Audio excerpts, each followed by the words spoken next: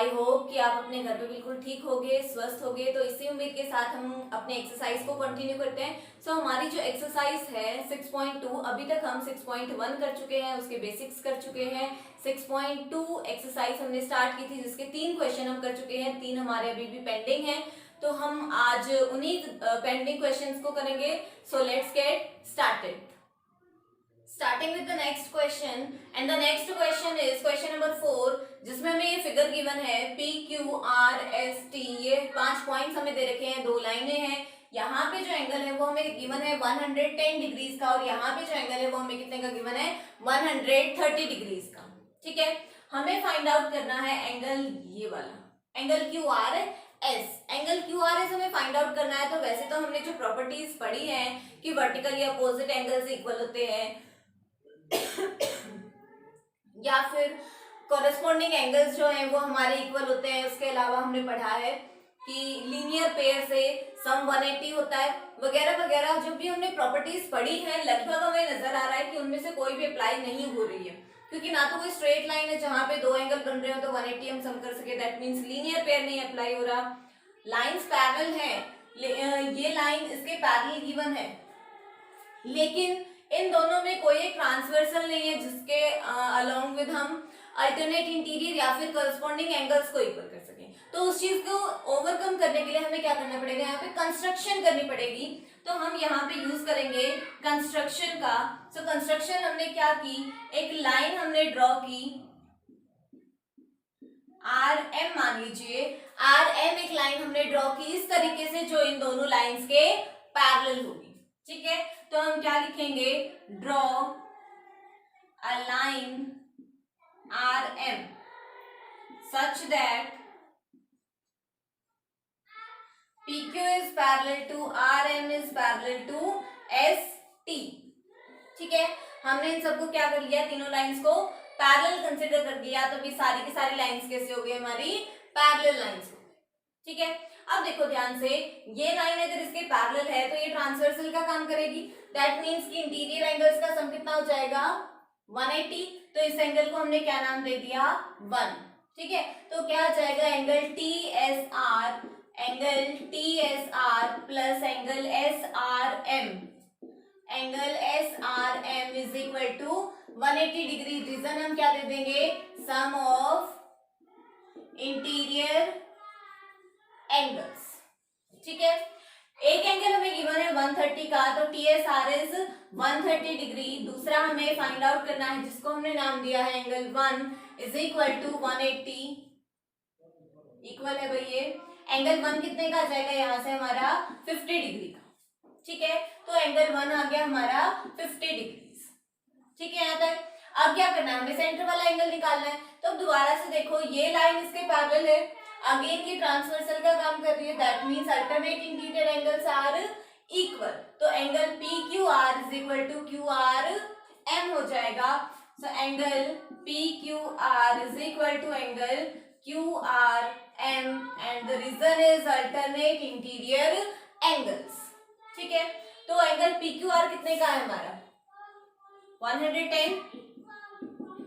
Angle QRM को हम क्या लिख सकते हैं, एंगल QRS प्लस में angle 1, angle QRS plus angle 1, और एंगल 1 का मेजरमेंट कितना है 50।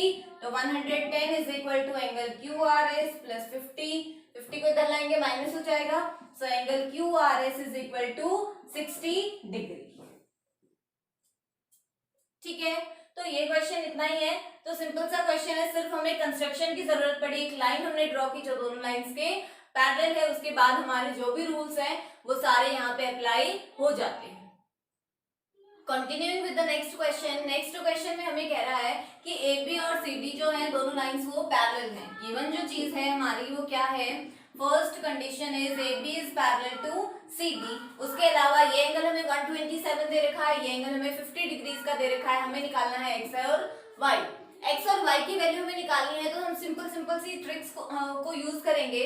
हमने एक थ्योरम पढ़ी कि ट्राइंगल के किन्हीं भी 2 इंटीरियर एंगल्स का सम उनके अपोजिट के एक्सटीरियर एंगल के इक्वल होता है। उस चीज का हम यहाँ पे यूज कर सकते हैं। सबसे पहले हम क्या निकालेंगे, y निकालेंगे। ठीक है, कैसे निकालेंगे, ये एक स्ट्रेट लाइन है।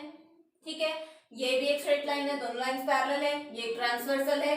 Alternate interior angles are equal, तो हम यहां से क्या बोलेंगे, angle APR, angle APR is equal to angle PRD। Reason alternate interior angles. Angle APR क्या हो जाएगा, y प्लस 50, y प्लस 50, ये कितना हो जाएगा 127, 50 को उधर ले जाएंगे माइनस हो जाएगा, तो y की वैल्यू कितनी आ गई 77। ठीक है, उसके बाद हमें क्या निकालना है, x। अभी भी हमने प्रॉपर्टी पढ़ी, बताई आई मीन मैंने, कि इंटीरियर दो एंगल्स का सम उनके अपोजिट एक्सटीरियर एंगल के इक्वल होगा, तो क्या हो जाएगा x plus y is equal to 127। यहाँ पे हम क्या लिखेंगे, exterior angle is equal to sum of two interior angles of triangle, या फिर आप सिंपली लिख सकते हो एक्सटीरियर एंगल सम प्रॉपर्टी। ठीक है, y की वैल्यू निकाल चुके हैं 77, तो x plus 77 is equal to 127, plus का 77 उधर जाएगा माइनस हो जाएगा, तो x की वैल्यू कितनी आ गई हमारी 50 डिग्रीज। ठीक है, बहुत ही सिंपल सिंपल से क्वेश्चन है, अगर आप इनको थोड़ा सा ध्यान लगा के पढ़ोगे तो आप इजीली इनको क्रैक कर सकते हो। So keep trying. Here come last question of the exercise. So last question में हमें कह रहा है कि दोनों जो मिरर हैं वो कैसे हैं, पैरेलल। ठीक है, दोनों मिरर हमें कैसे दे रखे हैं, पैरेलल दे रखे हैं। कोई एक रे ऑफ लाइट आई और वो रे ऑफ लाइट, ये जो ए पॉइंट है कोई हमारा सोर्स है जहां से लाइट आ रही है, तो रे ऑफ लाइट आई यहाँ से बी पॉइंट पे पहले मिरर को टकराई, उसके बाद वहां से रिफ्लेक्ट हुई, रिफ्लेक्ट होके वो दूसरे मिरर पे गई, वहां पे टकराई, अगेन वहां से रिफ्लेक्ट होके चली गई। ठीक है, हमें प्रूव करना है कि ये जो लाइन थी इंसिडेंस वाली, ये ए बी और ये लाइन सी डी दोनों कैसी होंगी, पैरेलल होंगी। तो what is the given condition, given है हमें, चलो गिवन का कोई मतलब नहीं है, हम सीधे टू प्रूफ पे आ जाते हैं। गिवन आप लोग खुद ही लिख लेना। जो हमारी टू प्रूफ की कंडीशन है वो क्या है, A B is parallel to C D. ठीक है, A B is parallel to C D हमें प्रूफ करना है। तो हम एक छोटी सी चीज को माइंड में लाएंगे, जो चीज आप लोग फिजिक्स में पढ़ते हो कि कोई भी लाइट अगर मिरर पे इंसिडेंट होती है, प्लेन मिरर पे इंसिडेंट होती है, तो क्या होता है कि जो उसका एंगल ऑफ इंसिडेंस है और एंगल ऑफ रिफ्लेक्शन है वो दोनों कैसे होते हैं, इक्वल होते हैं। So what is angle of incidence and what is angle of reflection?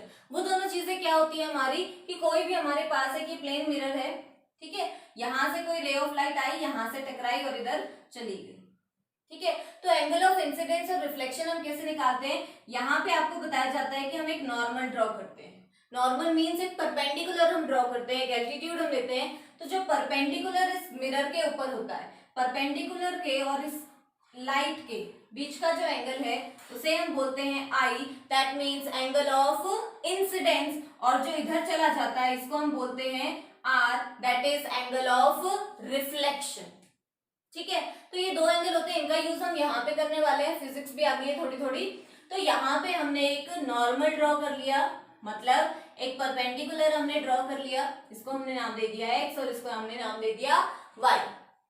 ठीक है, अब हमें पता है कि ये हो गया हमारा एंगल ऑफ इंसिडेंस और ये हो गया हमारा एंगल ऑफ रिफ्लेक्शन, दोनों इक्वल होंगे। तो ये चीज हम लिख लेते हैं, angle A B X is equal to C B X. Angle A B X is equal to angle C B X, angles of reflection या लॉ ऑफ रिफ्लेक्शन, आप कुछ भी कह सकते हो, जो भी आप फिजिक्स में यूज करते हो वही चीज आप बोल देना। ठीक है, उसके अलावा ये भी तो इंसिडेंस ही हो रही है, यहाँ से रिफ्लेक्ट हुई है, लेकिन इस वाले मिरर के लिए क्या है, ये लाइट ऑफ इंसिडेंस है।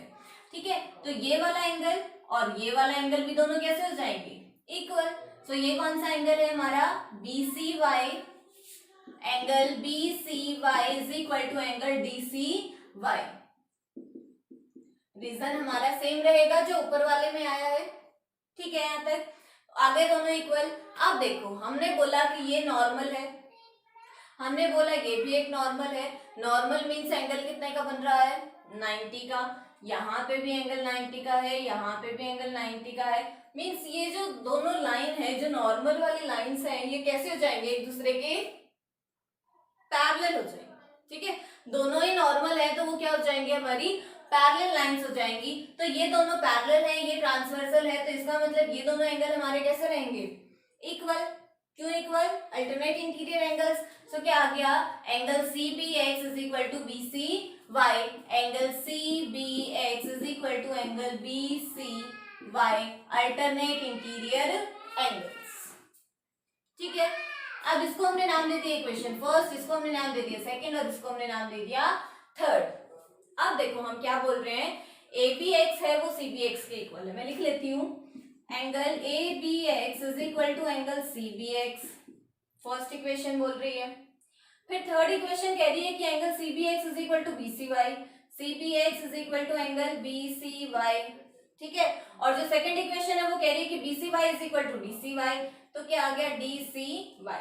दैट मीन्स कि हमारे जो चारों के चारों एंगल्स हैं वो कैसे हैं, इक्वल हैं। और ये कहां से आए, from first, second and third.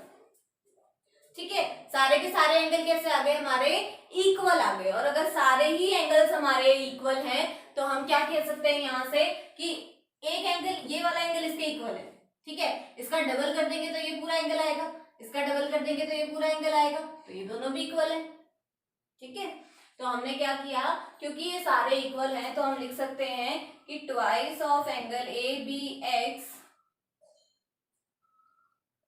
Is equal to twice of angle B C Y, और इसका ट्वाइस आ जाएगा हमारा एंगल ए बी सी, और इसका ट्वाइस आ जाएगा हमारा angle B C D.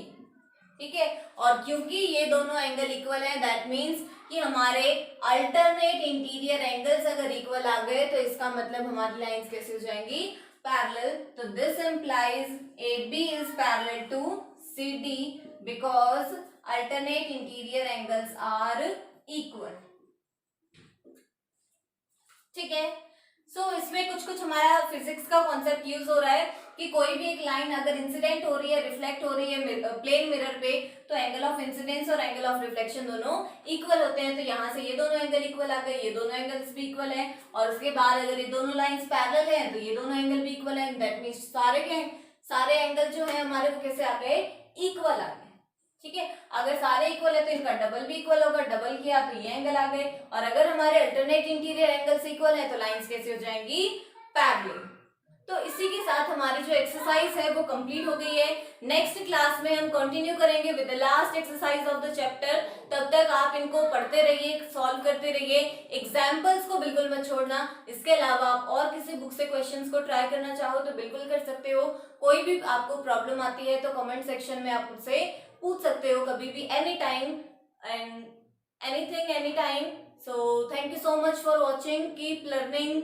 Stay safe, stay healthy. Bye.